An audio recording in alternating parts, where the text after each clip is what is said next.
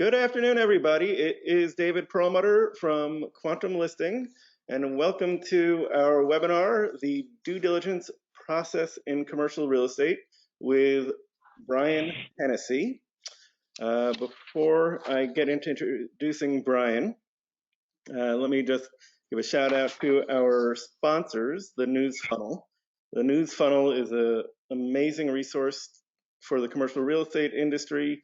It aggregates hundreds of different news sites and blogs and presents it to you in your mailbox or online. And staying in touch with what's going on is just as important, if not even more so, now that we're all working from home. So thank you to the News Funnel. And welcome, Brian, to your first presentation here on our Wednesday webinar. Let me tell you a little bit about Brian. Brian Hennessey has been in the commercial industry for 35 years, as a commercial broker for 26 years, senior vice president of acquisitions and dispositions for 6 years for a major investor, and he ran his own real estate syndication and asset management company for 3 years. Brian's represented a number of Fortune 500 tenants, including Bank of America, the Walt Disney Company, and Baxter Healthcare. He's currently a senior vice president with Avis & Young and its LA North office, specializing in investment sales. With over 12 million square feet of sale and lease transactions, many painful but valuable lessons were learned, and a wealth of experience was accumulated. He is the author of the #1 bestseller in commercial real estate books on Amazon, the Due Diligence Handbook for Commercial Real Estate, and he also wrote the How to Add Value Handbook for Commercial Real Estate and the Residential Agents Handbook for Commercial Real Estate, which are also available as audiobooks on audible.com and iTunes.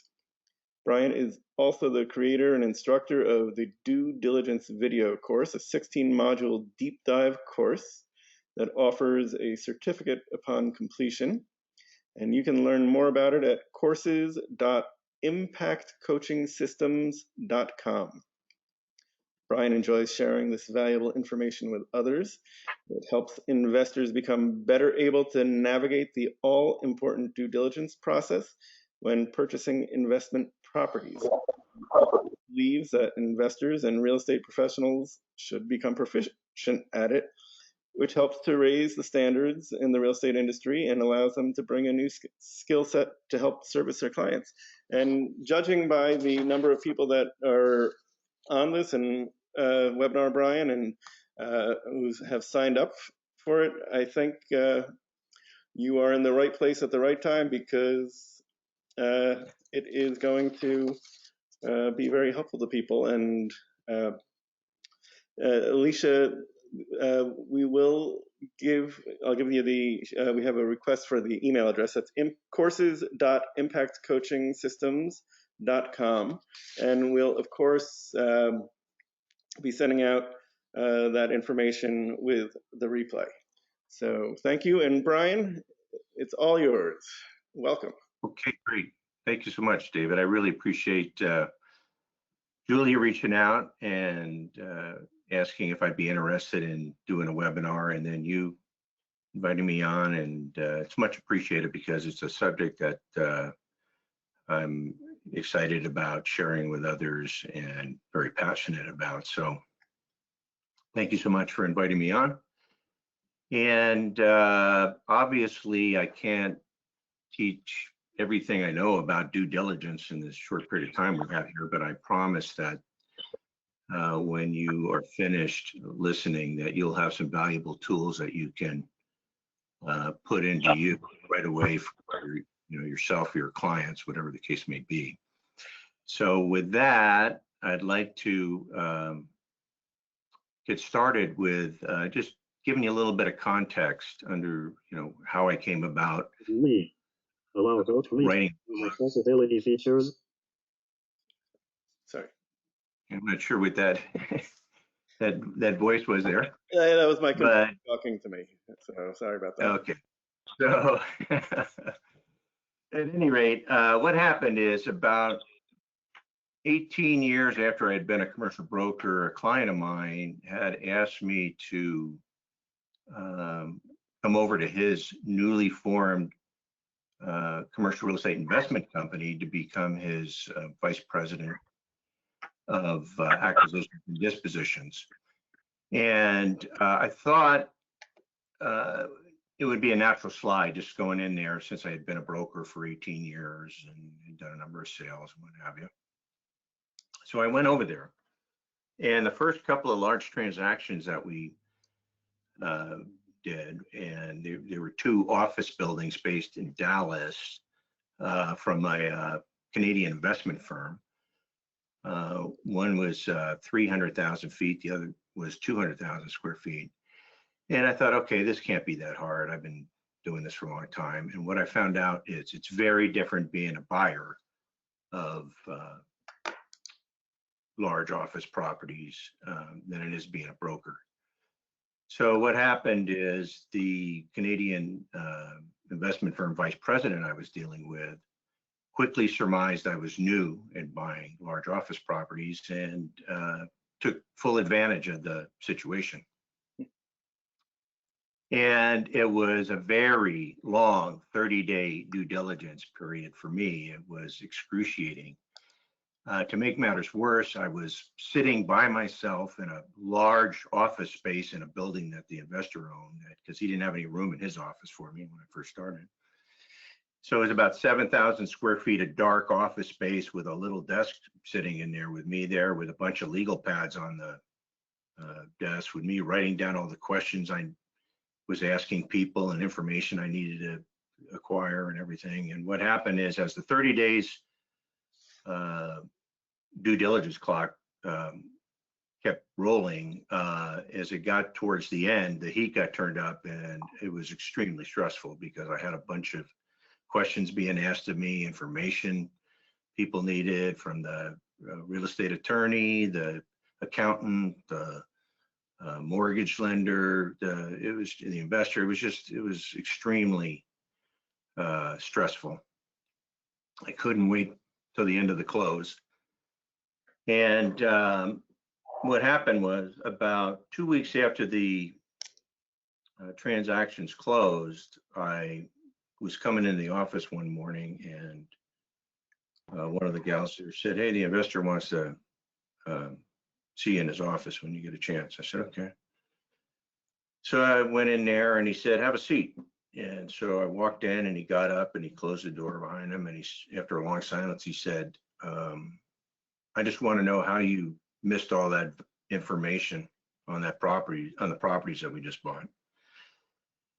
And I was a little bit taken aback. And I said, "I'm not sure exactly what information you're talking about." So he started going through some things and I was like stunned.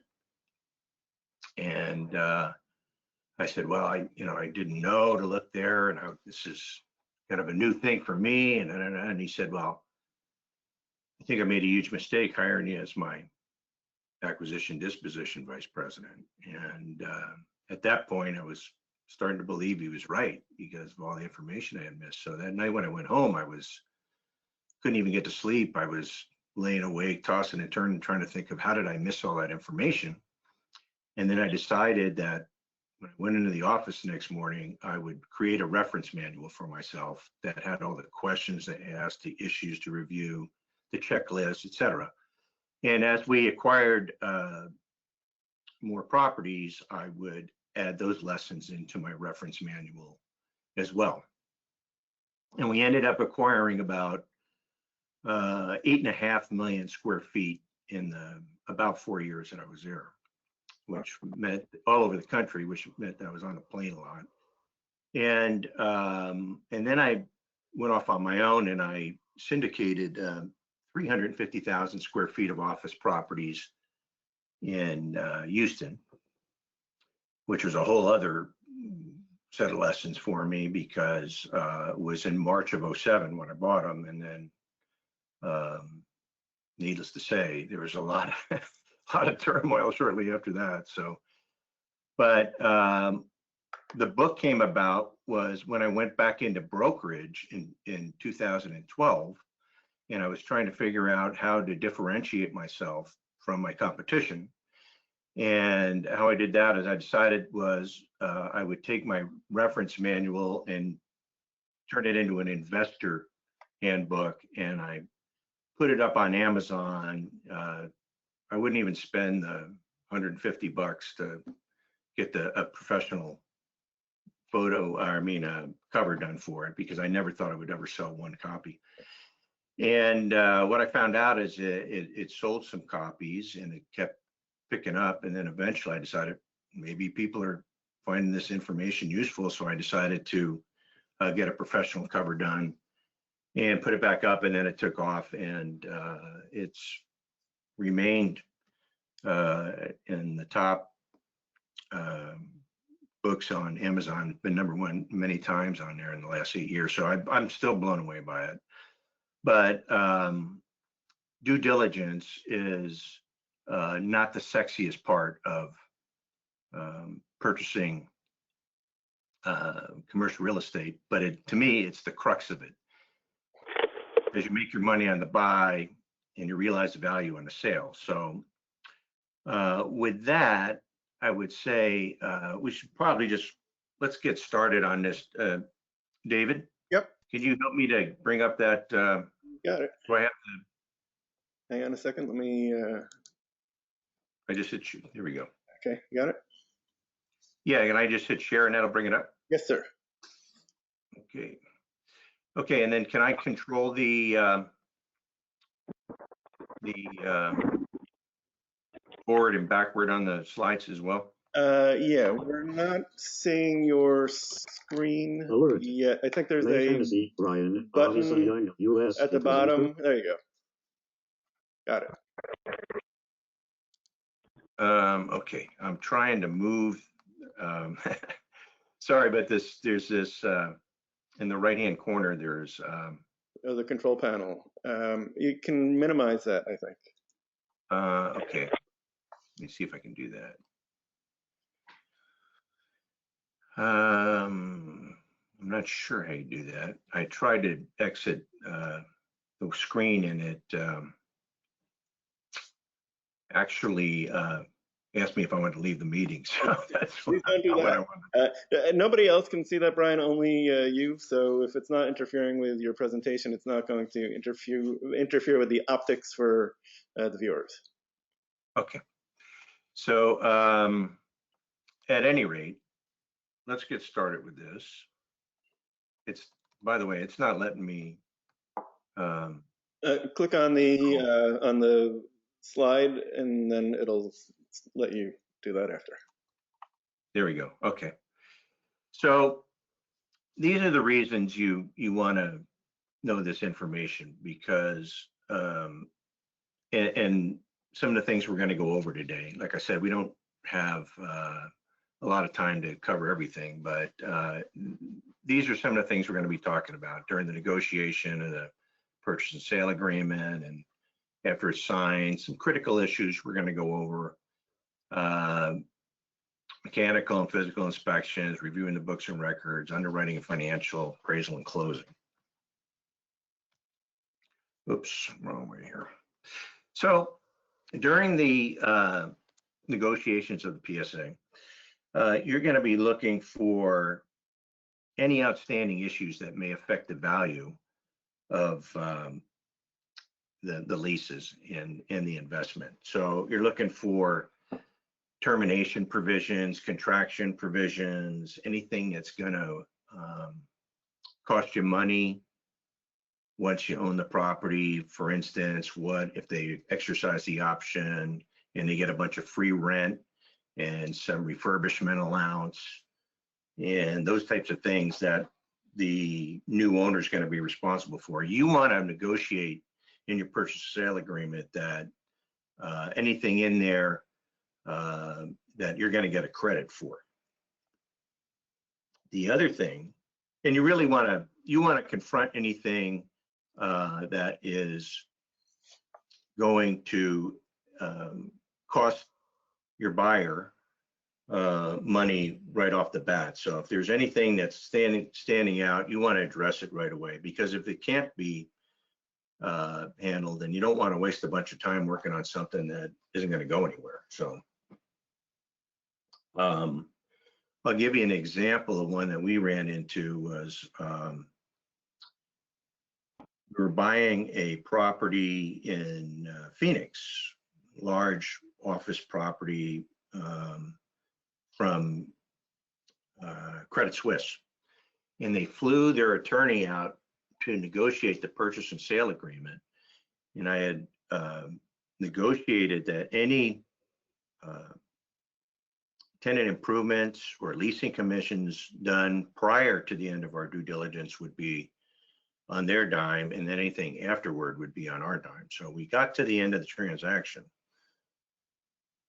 and we were going over the settlement statement, and he said, well, and then I looked at it, I said, well, there's a mistake on here. There's $450,000 of tenant improvements and leasing commissions on here that should be on your side, debit. And he says, oh, no, that's your guys. We just signed the leases. And I said, no, you have to look at this provision in your purchase and sale agreement. He said, we would never agree to anything like that. I said, please review it and get back to me. And he did. And he said, I can't believe we would have ever agreed to something like that.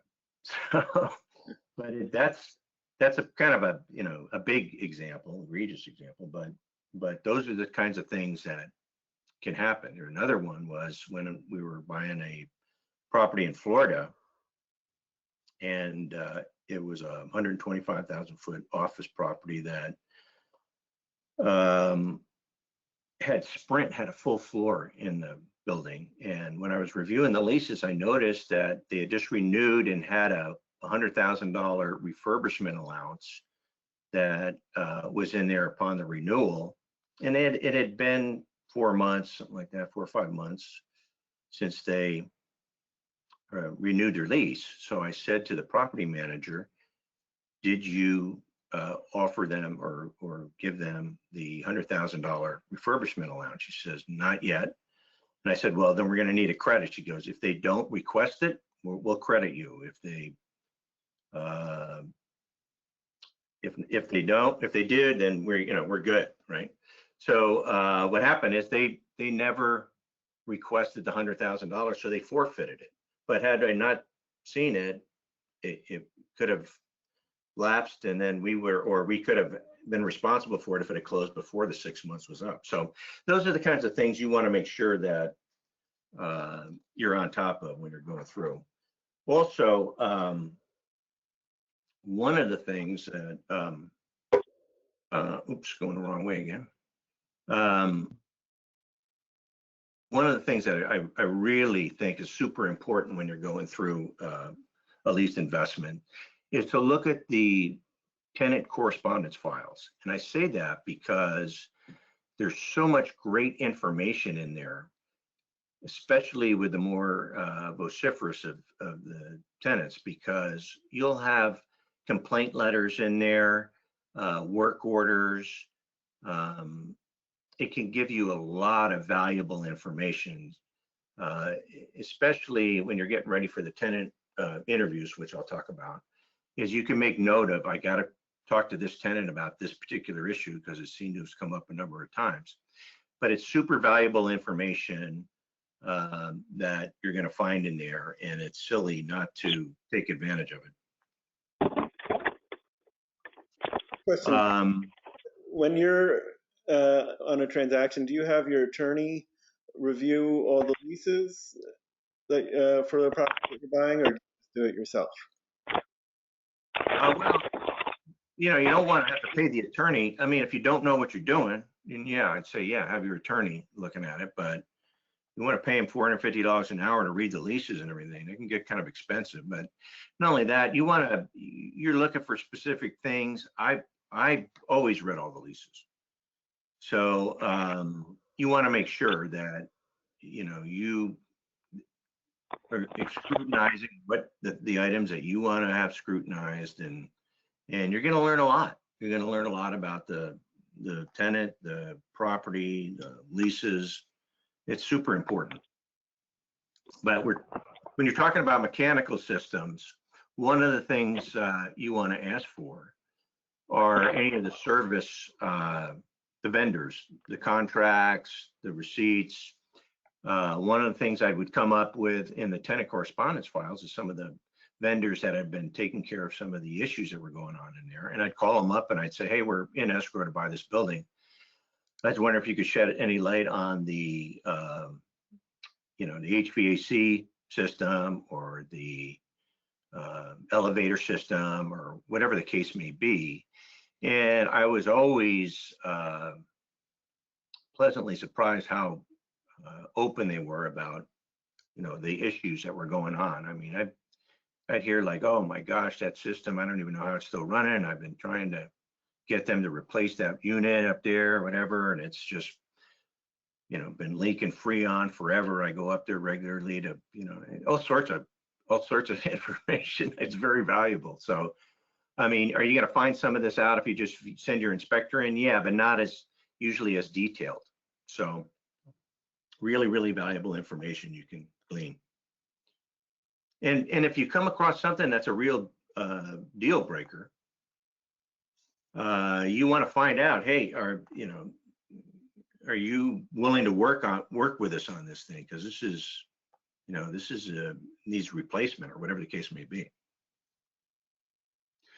So this brings us to the conduct tenant interviews. And I will tell you this, that this is probably the single most important thing that you can get involved with when you're purchasing a leased investment.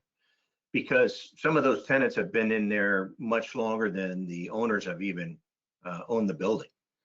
And I have gotten such valuable information from tenants that have been there, and especially the more vociferous ones. Usually what I'll do is send out a sample questionnaire prior to going there. Say if I schedule for next week, I'll say, here's a sample of the questions we're going to be asking you in the interview. And sometimes I'd go in and the tenant would hand me the filled out questionnaire, and I'd say, it was really just to give you an idea, but thank you. Can we sit down and talk? And then we go through it. And some of them are they give you just volumes of information on the property, the history and everything. So I can even say that I've actually passed on deals that we received information on in the tenant interviews that I just said, no, this is not a good thing. We're going to pass on this one. So super important. Don't let the owner tell you no. That's a very common thing when you hear owners say, no, you're not interviewing the tenants. I don't even want them to know that the property's on the market. And if they keep pushing back, I usually would just say, look, what are you trying to hide? Yeah. Say, well, I'm not trying to hide anything. Well, then it shouldn't be a problem with interviewing the tenants. And then usually they'll say, okay, well, I only want you to interview 60% of them or 70%. Then it becomes a negotiation of which ones you want to interview. And usually those are the ones, the bigger ones, or the ones that are coming up for renewal in the next 12 to 18 months, something like that. So, but don't let them not let you interview. If that to me is a huge red flag. And I've heard of people saying, well, they didn't want me to interview the tenants, and I pushed and pushed, and I finally just gave up. And then they find out, within the 6 or 8 months later, one of the big tenants was BK or something. Huh. So you got to be very, very assertive about that. Make sure that they know that you're not going to say no, take no for an answer. So here's another one that I tell people, really, really important to spend time at the property. And what I mean by that is not just because you get people that say, well, I go there when the inspector's there, and just prior to closing, I like to go. And it's like, no, that's not what I'm talking about. I want you to go different times of the day. I want you to go on the weekend. Why? Because the property operates differently at different times of the day. Now, let's just say it's an office property and it's in an urban area. Well, you want to see, who's coming and going, what the parking looks like when it's busy, and what the tenants are doing coming and going. If there's homeless in the area, are they coming in to use the restrooms first thing in the morning? They're cleaned up. What's going on in the surrounding area? You want to go in the evening. The evenings, you can find out what's going on. It's very telling.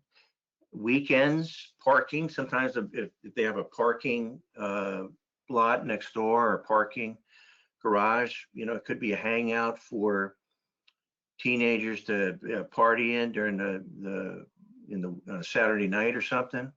You're going to learn a lot by going different times of the day. So I say, don't pass that up. If you're looking at an apartment project, you can see what the tenants' cars look like, who's doing what during different times of the day, what's it look like on the weekends, who's hanging around, those types of things. So super important that you check that out different times of the day. Hey, Brian, let me just ask you a couple of questions that our viewers have posed, if this is a good time. Otherwise, we can save it to the end. No, please. Welcome questions while we're talking, if that's okay with you. Yep. So the first is from Brian Malish, who wants to know, when you're representing a buyer, has it been your experience that buyers obtain property condition reports, or do your services cover that, generally speaking? No, I always say get a property condition assessment. If you hire even if you're a contractor, I would tell you to do it. Why? Because you want to have a disinterested third-party expert looking through it. And when it comes time to legitimately negotiate a discount off the price, you want to have a narrative report that lays out all the items that you've come across. Sorry about that. Okay. I don't know what happened. No problem. So I hope that answers your question, though. Yeah. And there was, hold on a second. I guess when that happened, I guess the chat got wiped out. Montoya had a question, and what was his question? Enrique. Okay, we'll pull it back up. We can keep going, and I'll resurface that question. Okay. Thank you very much. Okay. And you I can ask it, but up to you guys. Okay, Enrique, sure. Okay. So my question is, I'm representing a seller, and I agree with you. It's kind of sketchy sometimes when they don't want the tenants to be interviewed. And so his case is, I don't want to give them, this is a multifamily, I don't want to give them another reason to not pay rent, given the current situation that we're in. He's like, they're already maybe a little skimmish on paying rent. If they know I'm selling and the buyer starts interviewing, they might. So how would you maybe address that? Or? Well, I mean, this is uncharted territory we're in right now. So we have to, if you've got a buyer right now, I'd say you better do your best to try and work with them and try to placate them as much as possible, because it's a very tricky time right now to find buyers. So what do you say about that? As a buyer, I myself would be concerned that he doesn't want, that eventually somebody's going to figure this out anyway. So I just figured, why not just talk to him? Doesn't mean you have to. I don't know how big of a project it is. Is it like 50 units or more, or is it less? Or It's about a dozen. It doesn't. I mean, it's probably not going to make that big a difference. But you've got some other issues. Who's paying rent, who's not paying rent. There are other issues that are going to be coming up as well. For example, if people aren't paying rents, if I were buying an apartment project right now, I'd want to hold back some rents in escrow probably 2 or 3 months to see who's paying and who's not paying. And then if at the end of the 3-month period, give them the difference of, if people paid, otherwise that would be a concern of mine. But it's a tricky time to be buying stuff right now. Got it. Thank you. Sure. Let's go to David. Yep. I'm not able to. Click on the slide again and see. Oh, slide again. Okay, gotcha. Okay, so we talked a little bit about interviewing the vendors and the contractors.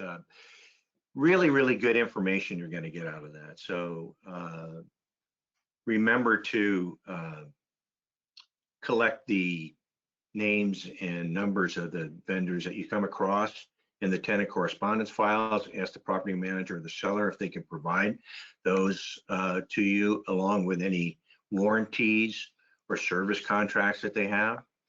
And then you can call them up and see if you can glean more information off of them. Obviously, you're having a contractor going through and doing the inspections, but they're not going to know the history necessarily of everything.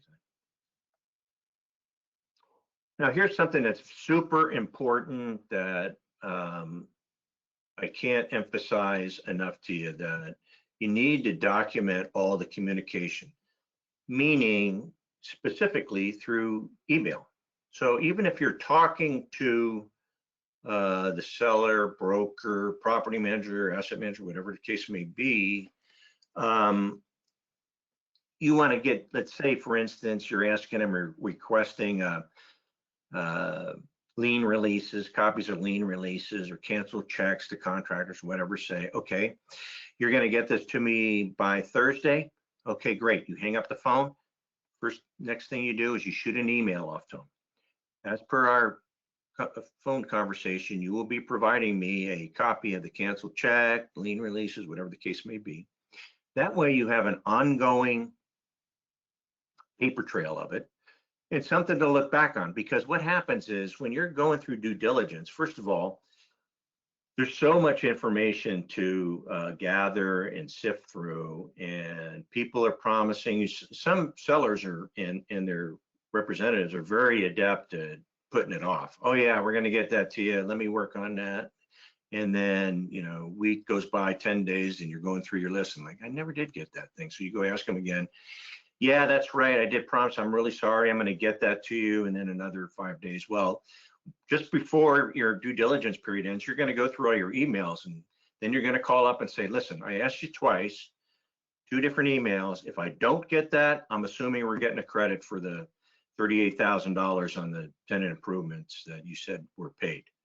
And then all of a sudden, sometimes things will start coming out. Well, we had a dispute with that contractor. Okay, well, let's get it resolved. Otherwise, we're expecting that, that credit. But those are the kinds of things that can come up. But if you're not paying close attention to it and scrutinizing it and going through it, believe me, things fall through the crack. And you want to have some kind of tracking list. Worst case scenarios, let's say you end up closing and it ends up going to court because they never provided it and you never got it and forgot to ask again. At least you have a paper trail that you asked for it. You say, Your Honor, we asked for this 2-3 times, and here are the emails right here, and they never provided them. And so it's really, really important that you document all your communications. Not only that, you want your team members that are working on the project with you, i.e. your contractors, your real estate attorney, CPA, whatever, your investor, whatever the case may be, you want to make sure everybody's on the same page with this and that you've all got a running tracking system that you can fall back on. Do you use any particular software platform or anything to keep track of that? Or No, but here for the brokers out there, let me also say this. You've got a huge bullseye in your back. Huge. Here in California, there's case precedent against brokers. So the attorneys, there's no lack of attorneys out here. I don't know where it is, wherever you are, but I think we got more per capita than any state in the union. And you get dragged into a court of law. This is a very consumer-oriented court system here in California. So you've got strikes against you right away. So if you got pulled up in front of the judge and the judge said, let me ask you a question. How come you didn't, you were involved in this transaction, you were going to get compensated, right? Yes, Your Honor. Okay, how come you didn't point your client to an expert that could have helped them with this, or somebody that could have highlighted this issue for them? Well, Your Honor, I didn't get involved. Wait, really? You were going to get a commission? Yes. Okay, well, you're responsible. So what happens? The attorney just takes the hat and passes it around. Most brokerage firms have E&O, right? So if you had, this is what I tell brokers, once you learn this stuff, which you can learn quite quickly as you're going through the learning curve, and you're offering it up, it's got so many benefits because first of all, your client is looking at you as a true ally, a team member that's trying to help them, right? And if you're documenting, if you go on at the beginning of the transaction, this is what I would do, is just send them off an email. Hey, I'd love to help you with your due diligence. Please let me know if I can get access to whatever it is so I can help you go through this. And send them a list of stuff that you want to help them with, and all the due diligence stuff. And if they say no to you, at least you have an email that states, I tried. What I do is usually 2 or 3 times. If they tell me no from the beginning, which most case for me, they're usually saying thanks, that's great. But if they tell you no during the transaction, I send them another one, right?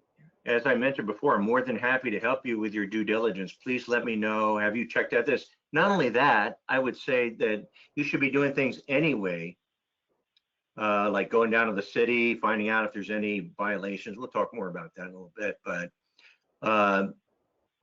what happens is if you're not doing that, and that comes up because you got dragged into a court of law, and you don't have anything that shows you were trying to help them with their due diligence, you're kind of, you're left out hanging out to dry. But if you've got some emails that said, Your Honor, I tried a few times to get them to let me help them, and they turned me down. Really? Is that true? Yes, it is. Okay, well, it's going to be it's going to be harder for them to go after you, right? But let me tell you something. The old timers in the business like myself, I found out after being an acquisition guy, very few brokers were willing to help out with the due diligence. Well, let me tell you something. That's all changing. Why do I know that? Because I see some of the top investment people in our market that have due diligence people on their teams. I think that's a very smart move. First of all, it differentiates them from their competition. Also, it's a high value add service that they're offering their clients, and it kind of takes them out of the hot seat for that because they're offering it up to them already. So really smart move. A lot of the old timers think, God, it's too much work, I don't want to do that. Okay, well, if you can dodge some more bullets on your way out, good for you. But let me tell you something. It may be an option now in the not too distant future. And I've been saying this for a few years now, but I think it's really going to be necessary to know this stuff in the new economy that we're getting hit with.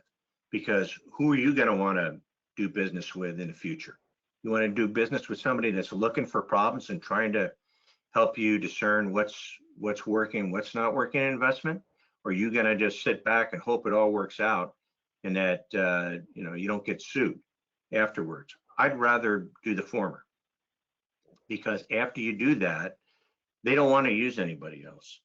They're looking at you as somebody that, especially if you save them from making a bad investment, or you point things out and go, wait, we better figure out if this is an issue here, because if not, we're just wasting time, energy, and money on it. Let's address it now.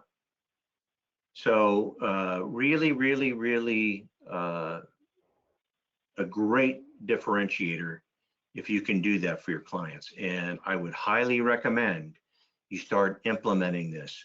I go to different brokerage firms. I talk in front of boards of realtors, and I'm always amazed that, you know, I'll get somebody raise their hand and say, well, I might blow my deal out. Yeah, well, you're looking at the wrong end of the telescope, you know, by not looking at it that way. But to me, I'd rather call it out and find it out now. So I won't beat a dead horse here with that. I just do yourself a favor and start implementing that with your clients. Oops. That's good advice. So walk each and every space, suite, apartment, unit, whatever it is, and make sure. This is another one where landlords or sellers will say, no, I'm not going to let you do that. It's way too onerous. I don't want to let them know. No, you need to see it. Why do you need to see it? Because you first of all, you want to see what's going on, what kind of condition you're in. Is the space dark, i.e. they're paying rent but not occupying? Because a lot of lenders won't even count that as income coming in on a property when they're lending. So I'll give you a couple of stories that will highlight and underscore this. We were buying a hotel, fairly large one, 377 room hotel from a very well-known international hotelier. If I said their name, you'd recognize it immediately. And I had not purchased a hotel before, but I was in there interviewing the vendors, and I told the vice president of the company that I was dealing with, I needed to walk all the guest suites. And he said, absolutely not, much too disruptive. We couldn't let you do that. We'll let you walk 25% of them. I said, no, I got to walk them all. I can't. So he kept putting me off, and I had so many things going on trying to figure out that I just said, I'll have to go talk to him about it later again. And I was talking to one of the vendors, and the vendor said, well, you know, this hotel has a lot of rooms out of service due to mold issues. I said, no, do you know how many? He says, no, but I heard there's quite a few. And I said, well, thanks for sharing that with me.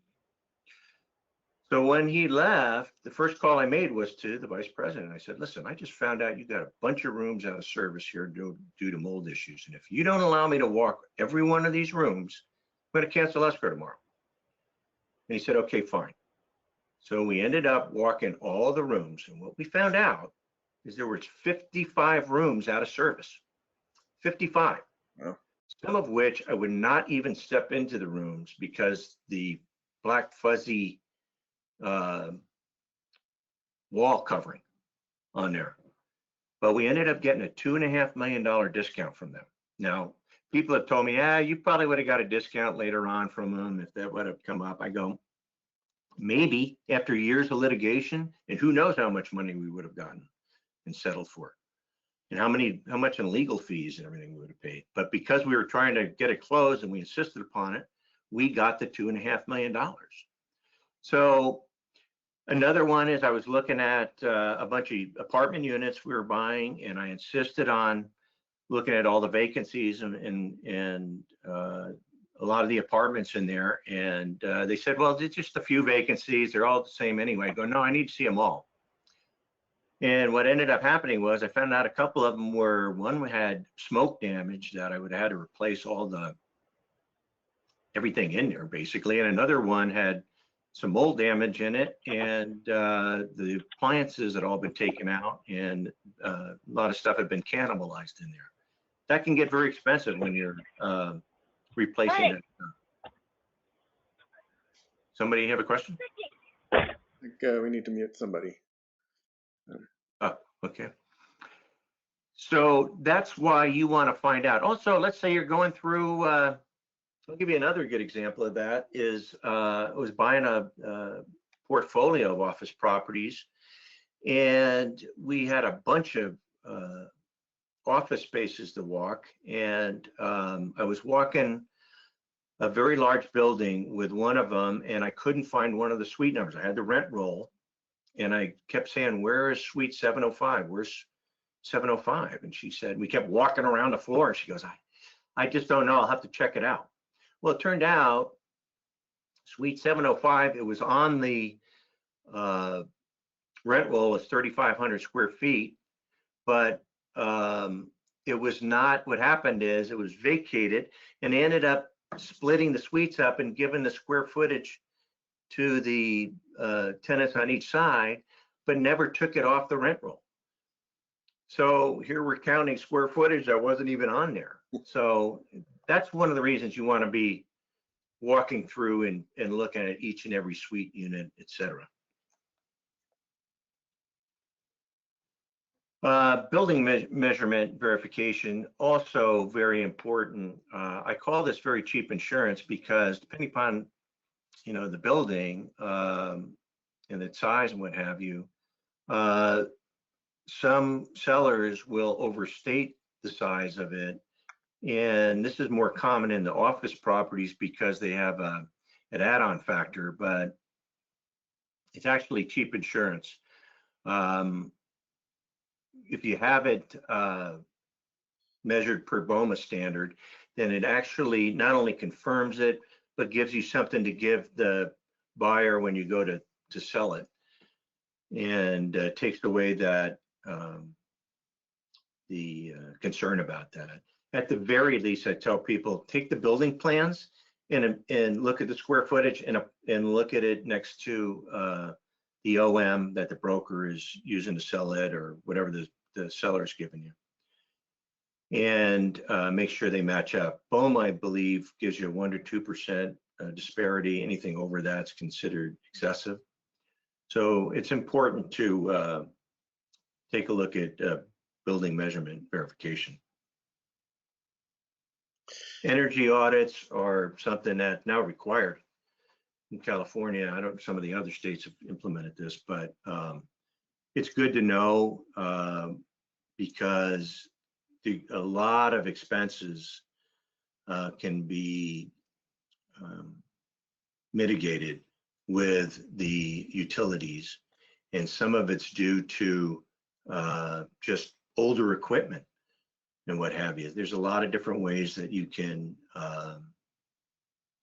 save some money with this stuff, and actually goes right to the bottom line. So pretty important that you get that done. And as I mentioned, it's actually required some states. Curtain walls is another one. When you're in the interviews, I always ask people, are there any leaks in the windows that you've experienced? You can look at it yourself when you're walking around. If you see the seals, they're shrinking and hanging down, or gaps in the window seals along. Ask the property manager if they have it in the budget, or has any of it been done? What phase are they in? Those are big numbers that you could be looking at. So something you want to be aware of when you're going through your inspections. Fire and life safety panels. Not all properties have them, obviously, but they are expensive. And if they're outdated or outmoded, they may require updating in certain municipalities. So you want to get a copy of the reports and see if it's been inspected and it's up to code. If not, that may be one of those things you want to talk to the seller about getting a credit for. Sprinkler systems, another one, because some municipalities require retrofitting of that in properties. And if it doesn't have it, that's one of the things you want to find out when you go down to the city. You want to ask them, is there any thing in the code coming up that's going to require retrofitting or updating that I should know about? I'm buying this property. Are there any code violations in there right now that you're aware of? Go down to the city and ask these questions, because sometimes you can find out some very valuable information with that. Let's say, for instance, there was a sprinkler retrofit. Well, that can get quite expensive. You want to be able to put that into your financial underwriting and make sure it's inputted in there in case you need to have to come up with that money.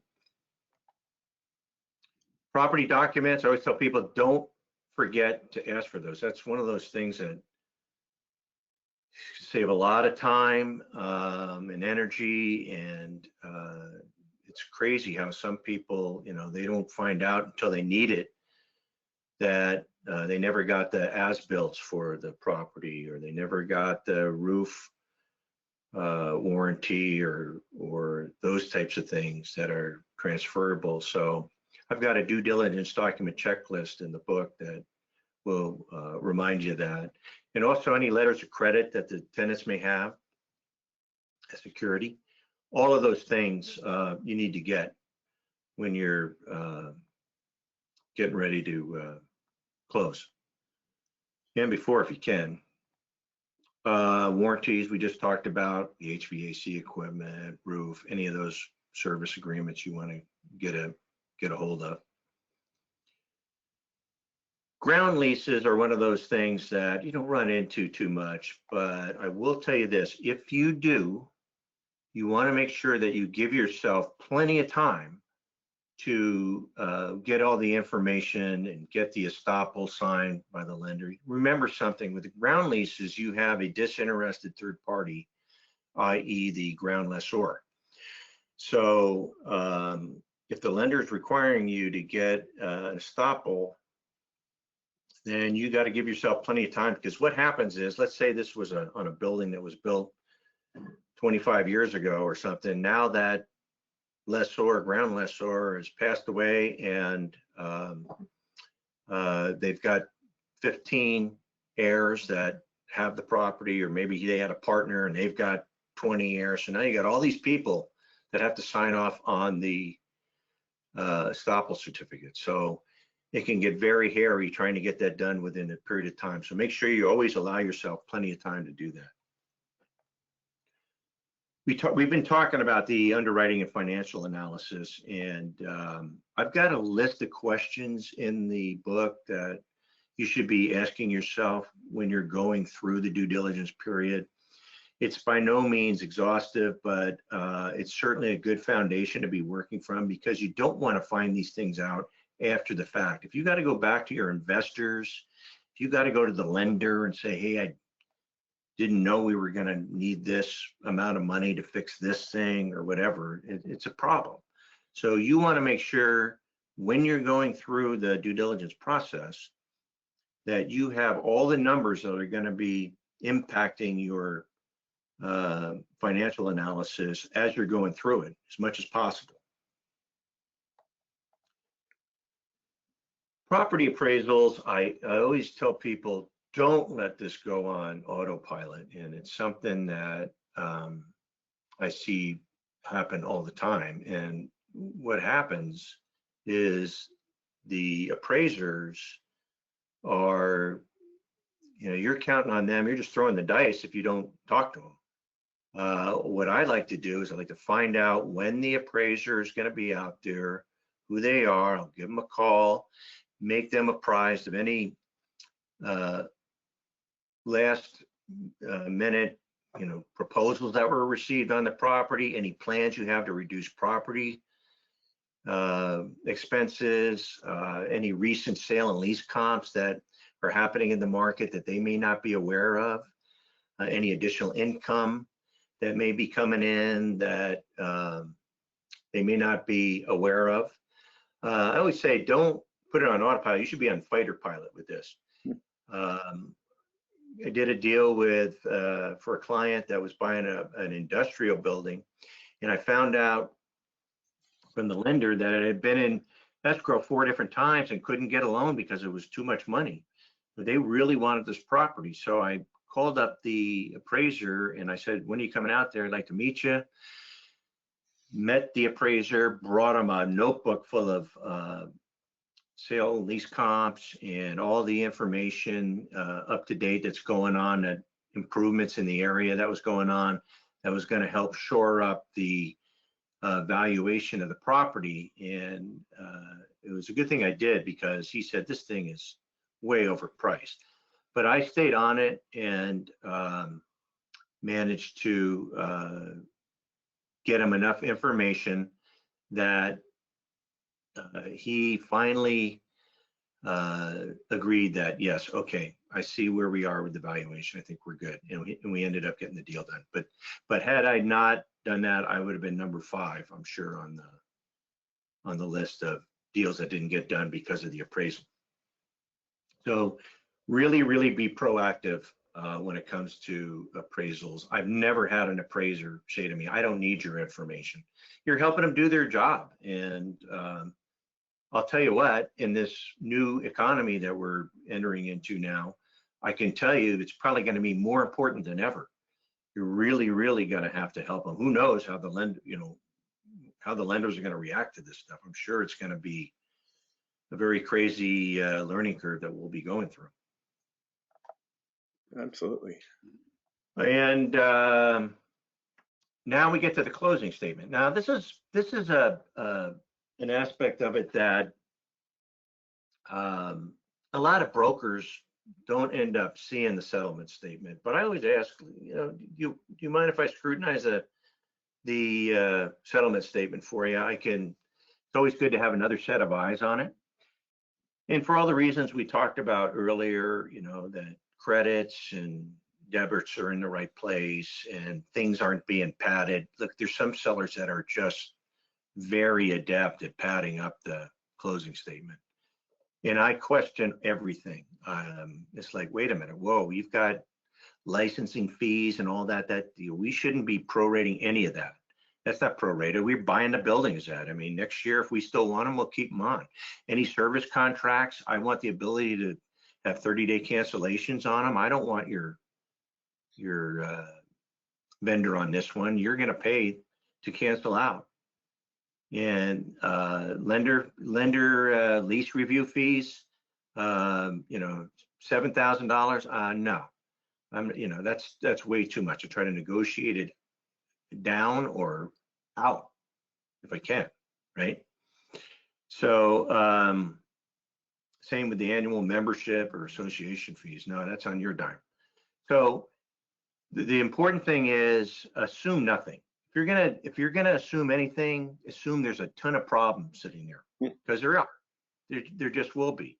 We didn't talk about inventories, but let me tell you about inventories. I can't tell you how many times when you go to buy, whether it be an office property or a shopping center, they have supplies, lamping supplies, paper supplies, spare parts, filters, air conditioning filters. Shopping centers might have seasonal decorations. All these things are very expensive. And you try to get them in the purchase and sale agreement, a list of them included with that. If not, I take a picture of all of them and say, wait a second, what happened when I first went in, I took a picture, here's all the supplies you had in there. Now, 80% of it is gone. Where did they go? We're gonna need a credit for those missing parts. I've even seen $50,000 air conditioning compressors disappear. This is especially true if they own similar properties in the area. So similar type properties. So, and then all of a sudden, mysteriously, it fills back up again, when you go to verify it. So make sure you take pictures of that stuff. But at any rate, assume nothing with that. You want to assume that you want to get it right, because it's going to prevent you from experiencing major setbacks and expenses, and you don't want your investor making an investment they should be anyway. You don't want to have to do this with your fingers crossed. And don't take it lightly. I see a lot of people do. Scrutinize everything. We talked about assume nothing, and what you just have to assume that there's going to be problems there. And if it could save you a ton of money, and headaches could also make you a ton of money. We didn't even talk about some of the value creation things that you can come up with that you may be able to implement once the property is owned. For instance, maybe there's a tenant that's in there that's running 24/7 skeleton crew in there, running the air conditioning 24/7, and they don't have that right to do that in their lease. Well, you might have the ability to put a sub-meter in there and get them to pay for that.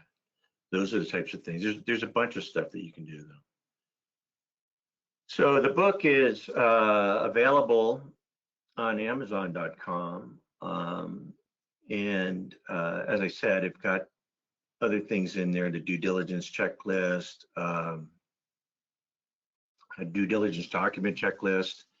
sample lease abstract form, tenant questionnaire.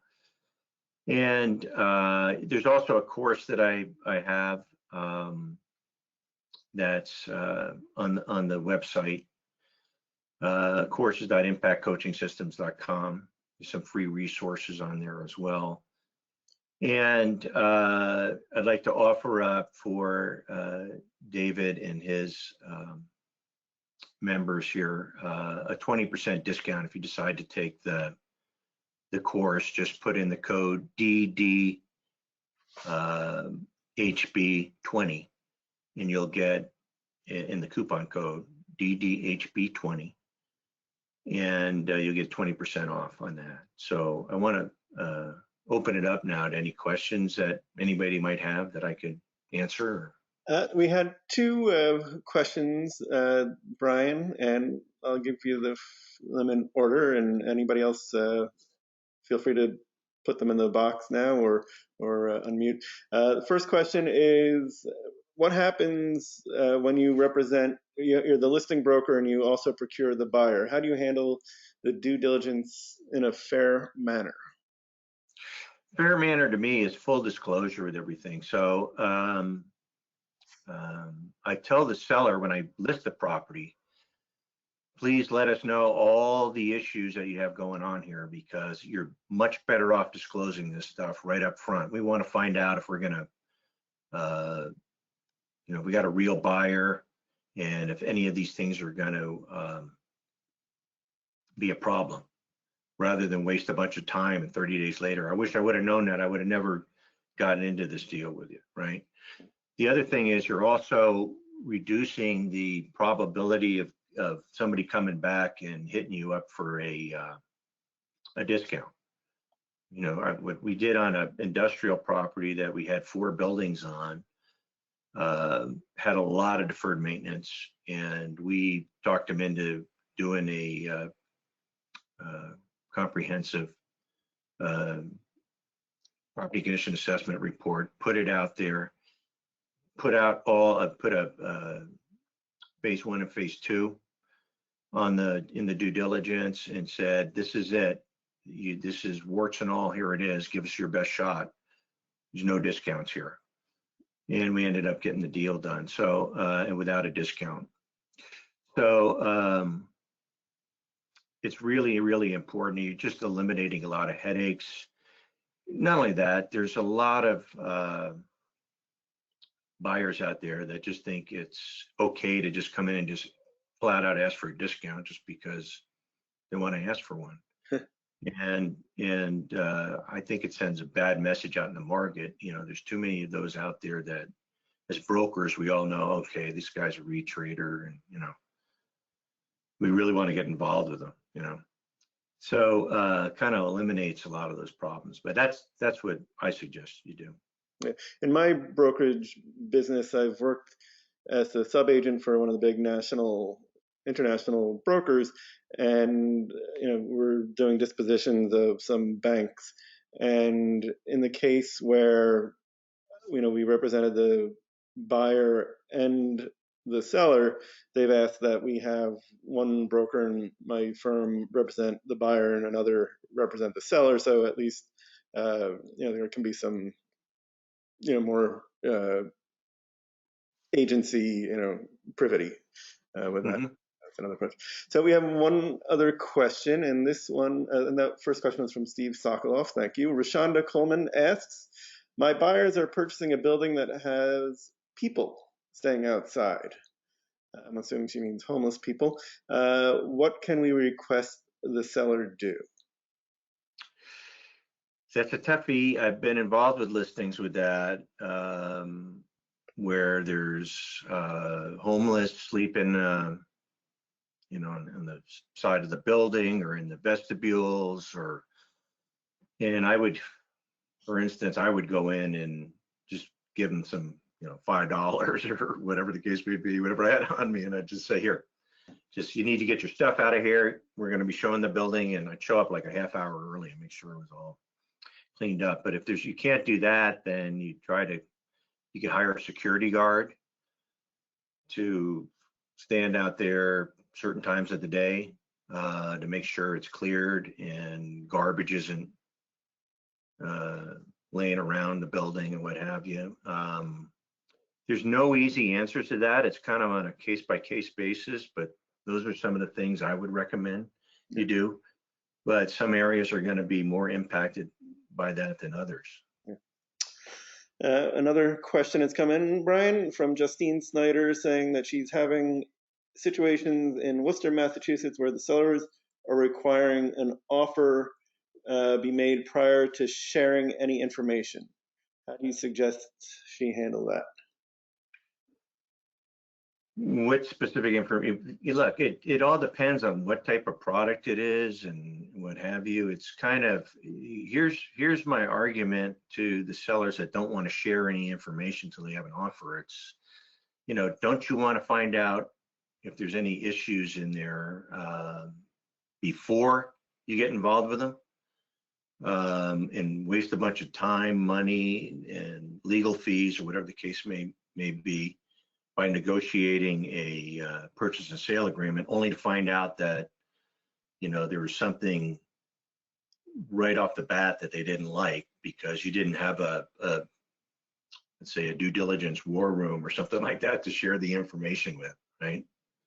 So that's the argument. I mean, if you still have somebody that's,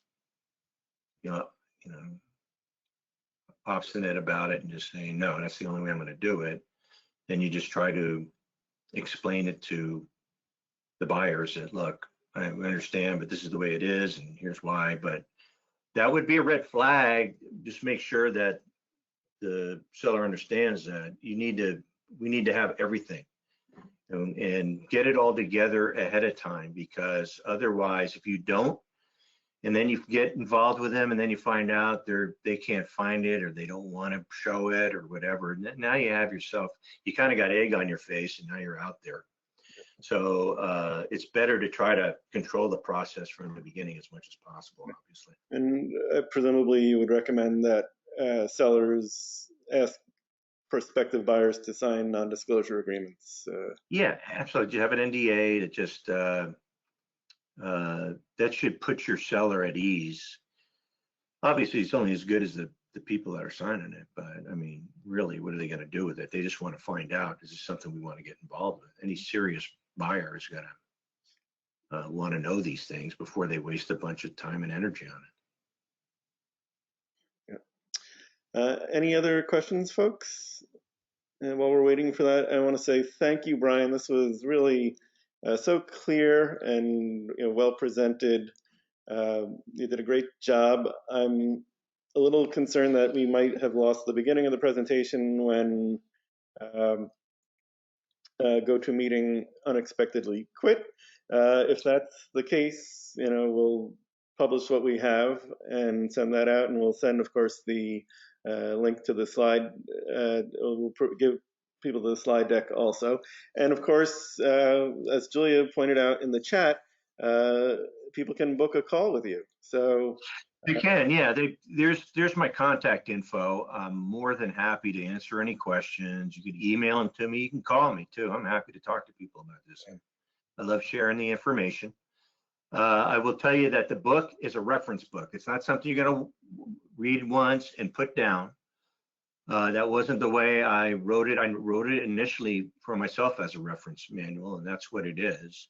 So you'll keep it on your desk, and whenever I still use it as a reference manual when I'm purchasing a property, because there's way too many things to remember. We need reminding as much as we need learning, and having and adhering to a system when you're conducting due diligence allows you to do it faster, easier, more efficiently, and you're less likely to miss something. So the other thing I would tell you is that I have brokers that will buy a number of the books from me when I'm doing the presentations and give them out to their clients, because they automatically assume that when you are sharing the information with them, that this is your information you already know and have. Yeah. So it's really, really a great differentiator from your competition. I'm telling you that I think that this is going to be the way of the very near future, when people are buying properties, they're not going to want to get involved with people that don't want to do due diligence for them. I don't buy the story or the fact that, oh, we don't get involved with due diligence. That's just going to get us involved with legal entanglements. I beg to differ. If you don't, it will get you involved with legal entanglements. Okay. You have to show that you had your client's best interest in mind. So keep that in mind. I wish you all the best. And I would say, if there's one thing that somebody would ask me about, you know, what's the one thing I ought to know about commercial real estate and due diligence, I would say it boils down to love and service. And when I get these looks at me like, what do you mean by that? And it's like, listen, you need to have people's best interest at heart. When you're offering your service up, people immediately recognize if you are looking after your commission.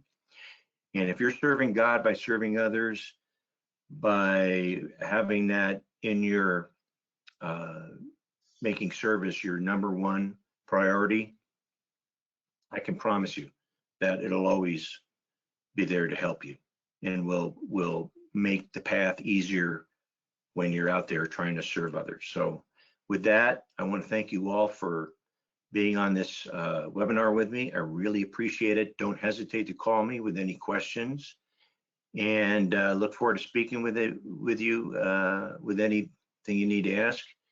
And wish you all the best out there. Stay well and stay safe. Thank you so Thank much, you. Brian. That was really wonderful. I want to thank all the folks who spent some time with us today for that. And if you missed the beginning, hopefully we'll be able to get that to you, if not the slide deck. And of course, thank you to Julia, who did such a great job coordinating this and finding Brian in the first place, and convincing him to join us today. So thank you, and hopefully we'll get you back here again, and maybe we'll find out about your next book. So Sure. No, I'm happy to come back anytime. I enjoyed sharing this with you. were you always so detail oriented, or did you train yourself? No, I by necessity, we were doing so many transactions in a short period of time that it just required intense. We had a little group of people that were doing these, and it was we actually did one 2.2 million square foot portfolio of properties we bought from Transwestern, and we bought another portfolio 1.8 million square feet from equity office properties in 30-day due diligence, 30 days close. So there was a lot of information and tenants to go through. So it just really makes you want to stay focused and on top of things. Yeah. Well, thank you again, everybody, and I'm gonna Thank you, Julia. Thank you, David. Appreciate it. Thank you so much.